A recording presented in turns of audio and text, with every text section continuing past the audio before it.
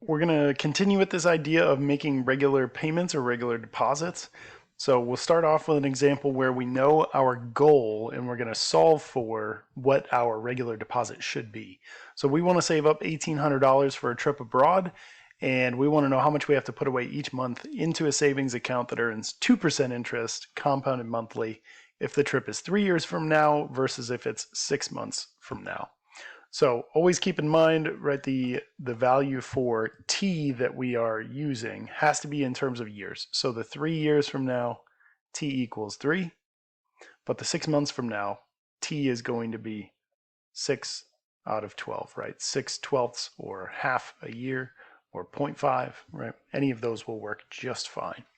So let's pull up our template once again, and we'll say, okay, last time we were starting with a known deposit, and here we'd like to solve for deposit. So I'm just going to scroll down a little bit, and this is the next piece, which is solving for payment, solving for your deposit. So how much do we have already in there? Well, we don't have anything in there. How much do we want to have? We want to have 1,800. Our percent rate is 2% or 0.02. Compounds per year, 12, and again, most of the time we're going to use 12 for these, for the majority. Time in years, so again, part A was 3 years. So we're going to say, okay, what if we have 3 years to save up for this? Then we need to make deposits of $48.56. So that's going to be our first answer here, $48.56. And we could ask ourselves questions like, is that a reasonable amount, right? Does that number seem to make some kind of sense? Well, so let's think about, just kind of off to the side here. If I'm paying $48.56 a month, let's say, so 12 of those payments per year for 3 years, this is if we had no interest at all. Just how much did we put in? We put in $1,748.16. That's pretty darn close to 1,800. The gap, of course, is bridged from how much interest we earned during that time on our deposits. So if you ever want to verify, right, especially if it's for a shorter time period, if we just look at, all right, what would I have accrued without interest, that number should be fairly close. So we can feel pretty confident in that one. Okay, for part B, the only thing that changes is who's planning for this trip abroad 3 years from now, right? Most people are going, well, maybe I can plan 6 months out. So let's change our value for t, right? Everything else is the same, but the only thing that changes is t. It's half a year. I'll just say 0.5, but we've dealt with fractions before. Keep in mind, right, there's always the risk that it interprets it as a date, so you might have to change the number type. Just change it to number or decimal or fraction, right? Those kinds of things are fine. So 0.5. All right, obviously my payment goes way up. I have to pay a lot more each month because I really don't have time to make a whole lot of interest. Interest is really, really beneficial when it has time, when that compounding really can take effect. But if you only have 6 months, yeah, it's not going to help you a whole lot. So $298.75. That's what we're going to need. And in this case, right, if we were saving up without interest, for 6 months, we would need $300 a month. So really, this is, again, we're not really making a whole lot of, benefit from that interest. Okay, in the next example, suppose we want to save $25,000. So this is more realistic, right? Thinking about, well, something, farther down the line. So we want to save $25,000. We are putting this into an account that earns 6.1%. So I've been trying to toggle between putting it in as a decimal and showing you how it looks if we put it in as a percentage, right? It'll just switch it over. Again, this thing, if we need to, we can just add some decimal places. That's fine. So compounds still going to be 12. Time in years, in this case, it's 4. And so in total, we will have made 48 payments. There would have been 48 compounds on our interest. So how much do we need to deposit each month?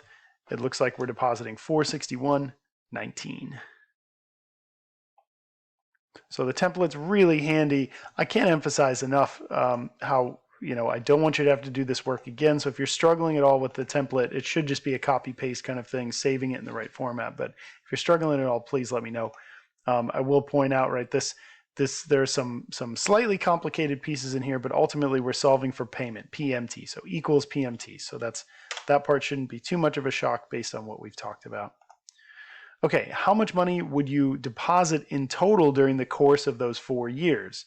So if we're making a deposit of $461.19 every month, and then we have, as we said here, I've already calculated for us total compounds. Well, you could just do a calculation. You could just say, well, I'm doing this amount every month times this many deposits, right? This many months have gone by. So we have put in $22,137.09.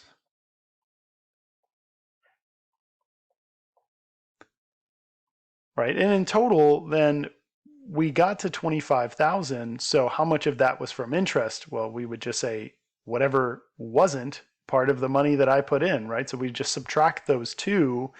And I didn't put these in the template, but you certainly could add rows if you wanted to your own template. But in our case, right, we wanted 25,000. We personally put in the 22,000 and change. So that means the amount of interest that helped us out along the way was $28.62.91.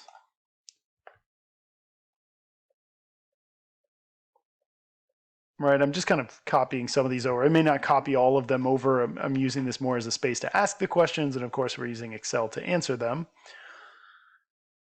So let's look at a case where we actually have some money in there already. So suppose you have $19,000 right now. If you deposit that money into the account described in the previous problem, would you reach the $25,000 goal in 2 years? First, assuming we make no other deposits, and then assuming we make extra deposits. Well, okay, we're already looking at the template for regular deposits. So let's see what happens. If we already have, let's go back up to the initial, because we're trying to see, right, we're answering the question, would you reach the goal? So would we actually get there?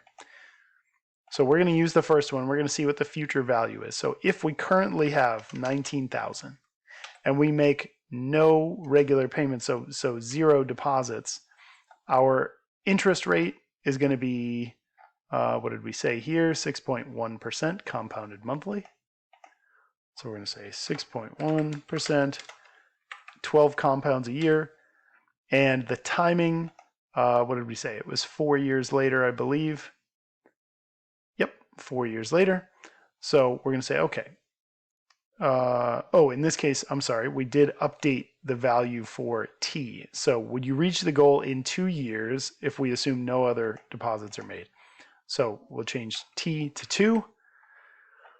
And if we look here, right, the total paid amount is going to say there's nothing, because this is accounting for only those monthly deposits.